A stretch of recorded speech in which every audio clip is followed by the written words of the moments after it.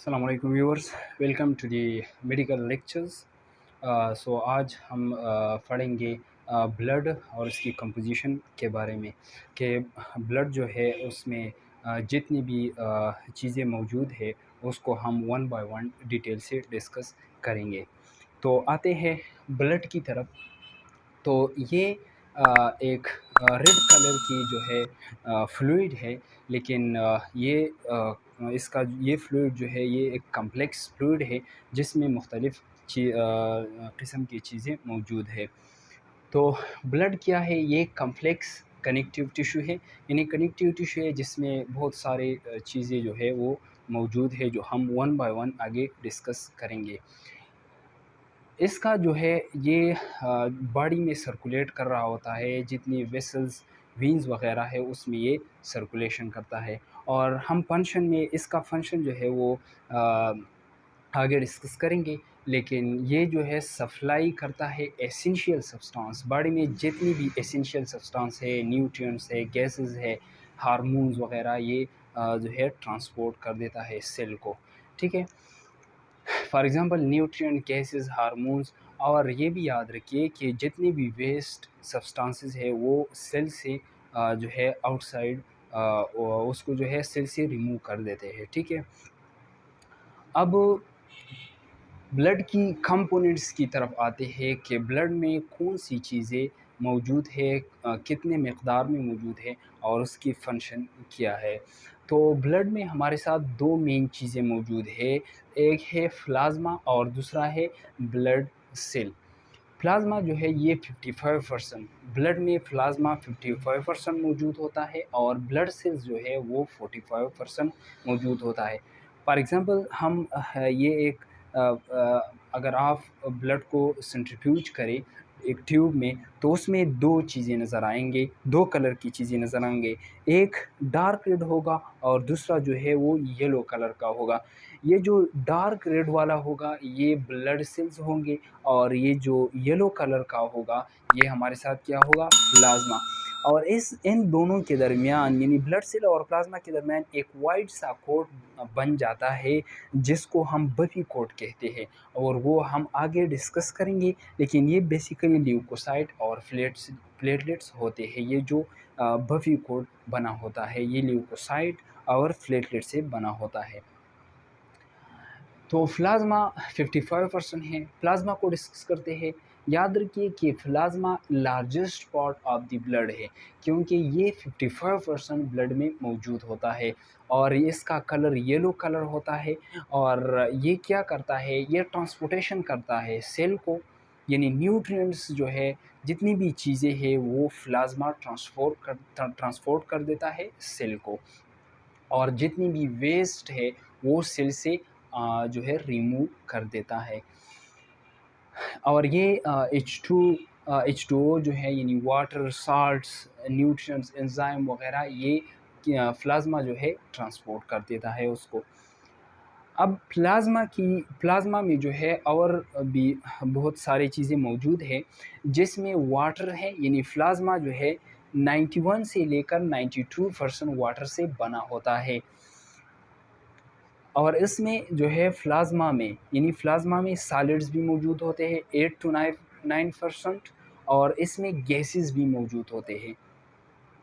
जो प्लाज़्मा है जो वाटर है वो 91 से लेकर 92% होता है, और जो सॉलिड्स है 8 टू 99%।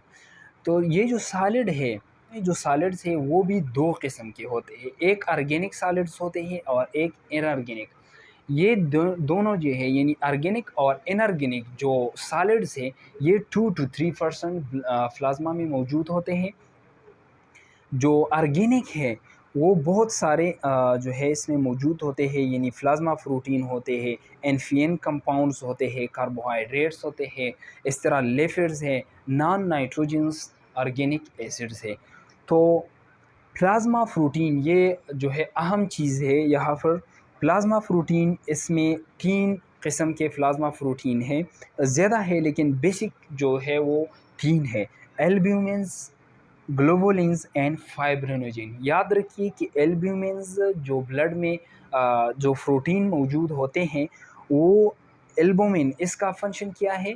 इसका फंक्शन है ऑस्मोटिक बैलेंस ये मेंटेन रखता है, यानी जितनी वाटर्स वगैरह है बॉडी में, ये वो एल्ब्यूमिन जो है ये इसको बैलेंस रखता है।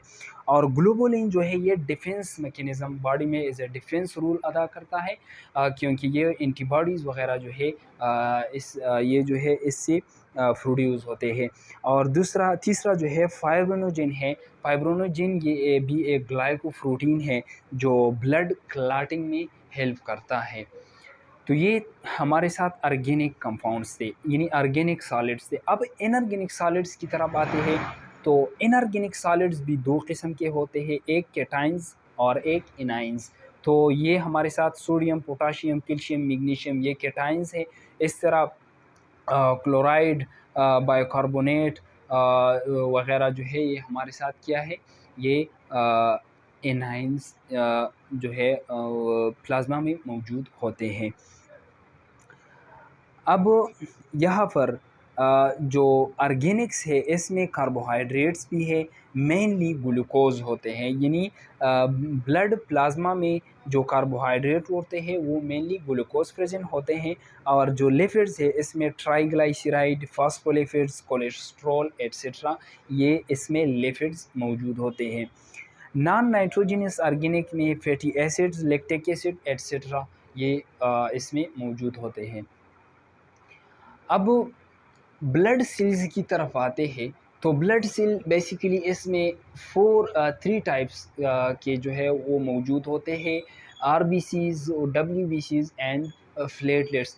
इसको हम वन बाय वन आगे डिस्कस करेंगे डिटेल से, लेकिन यहाँ पर सिर्फ मैंने क्लासिफिकेशन लिखा है ताकि आप लोगों को पहले समझ आ जाए, फिर इंशाल्लाह वन बाय वन इसको हम डिटेल से डिस्कस करेंगे। तो आरबीसी हम इसको एरिथ्रोसाइट भी कह सकते हैं, ये आगे हम डिटेल से डिस्कस करेंगे। डब्ल्यूबीसी इसको हम ल्यूकोसाइट्स भी कहते हैं, ठीक है, यानी आरबीसी को हम एरिथ्रोसाइट्स कहते हैं, ठीक है। और जो डब्ल्यूबीसी है इसको हम ल्यूकोसाइट्स भी कहते हैं। और प्लेटलेट्स को भी हम एक नाम ले सकते हैं जिसको हम थ्रोम्बोसाइट्स कह सकते हैं, यानी प्लेटलेट्स को हम थ्रोम्बोसाइट्स भी कह सकते हैं। डब्ल्यूबीसी यानी ल्यूकोसाइट दो किस्म के होते हैं ब्लड में, एक ग्रेन्युलोसाइट, एक एग्रेन्युलोसाइट। याद रखिए ग्रेन्युलोसाइट नाम से पता चलता है कि ग्रेन्युलोसाइट जो है वो हमारे साथ, यानी वो डब्ल्यूबीसीज जिसमें ग्रेन्यूल्स, स्मॉल ग्रेन्यूल्स मौजूद होते हैं, उसमें तीन किस्म के ब्लड सेल्स यानी डब्ल्यूबीसीज आते हैं, एक न्यूट्रोफिल, बेसोफिल, ओजिनोफिल एंड बेसोफिल। ये जो तीन किस्म के वाइट ब्लड सेल है ये ग्रेन्युलोसाइट में आते हैं, यानी इसमें ग्रेन्यूल्स मौजूद होते हैं। दूसरा जो है वो एग्रेन्युलोसाइट है, नाम से पता चलता है कि इसमें ग्रेन्यूल्स जो है वो एब्सेंट होते हैं। और इसमें दो किस्म के सेल्स आते हैं, डब्ल्यूबीसी, लिम्फोसाइट्स और मोनोसाइट। इसको हम जब भी हम डब्ल्यूबीसी को डिटेल में डिस्कस करेंगे, उसका स्ट्रक्चर डिस्कस करेंगे, तो इसमें ऑलरेडी हम न्यूट्रोफिल, ओजिनोफिल, बेसोफिल, लिम्फोसाइट और मोनोसाइट के बारे में ज़रूर डिस्कस करेंगे कि ये जो है इसका प्रोडक्शन कहाँ पर होता है और इसका मेन फंक्शन कौन सा है, यानी न्यूट्रोफिल का फंक्शन, ओजिनोफिल, इस तरह हम जो सारे हैं इसके जो है फंक्शन डिटेल से डिस्कस करेंगे। प्लेटलेट्स जो है इसको भी हम यह थ्रोम्बोसाइट कह सकते हैं, इसको भी हम आगे डिटेल से डिस्कस करेंगे, क्योंकि ये जो है प्लेटलेट्स ज़्यादातर क्लॉटिंग में हेल्प करता है, ब्लड क्लॉटिंग में, ठीक है। अब यहाँ पर आप लोगों को पहले मैंने यहाँ पर जो है ये जो स्ट्रक्चर मैंने बनाया है, आप लोगों को मैंने कहा कि फॉर एग्ज़ाम्पल हम ब्लड को एक सेंट्रीफ्यूज में डालें या एक ट्यूब में डालें और इसको सेंट्रीफ्यूज करें, तो दो किस्म के यानी तीन किस्म की चीज़ें यहाँ पर आती हैं। एक डार्क रेड जो नीचे वाला है और ऊपर वाला जो है ये तो ब्लैक में मैंने लिखा है, लेकिन ये येलो कलर का होगा। ये जो येलो कलर का होगा ये प्लाज्मा होगा, जो डार्क ब्लड होगा ये ब्लड सेल्स होंगे। और यहाँ पर इसके दरमियान यानी इसके मिड में यहाँ पर वाइट सा कलर में एक लेयर बन जाता है जिसको हम बफ़ी कोट कहते हैं। और ये बेसिकली जो बफ़ी कोट है ये ल्यूकोसाइट और प्लेटलेट्स से बना होता है, यानी smaller than 1% of total blood leucocyte and platelets यहाँ पर मौजूद होते हैं। तो इसकी वजह से बफ़ी कोट बना होता है। तो ये शॉट हमारे साथ किया था। हाँ, यहाँ पर एक और चीज़ याद रखिए कि एक है प्लाज्मा और एक है सीरम। इसमें डिफरेंस है क्योंकि प्लाज्मा जो है, प्लाज्मा में एक ग्लाइकोप्रोटीन मौजूद होता है जिसको हम कहते हैं फाइब्रिनोजिन।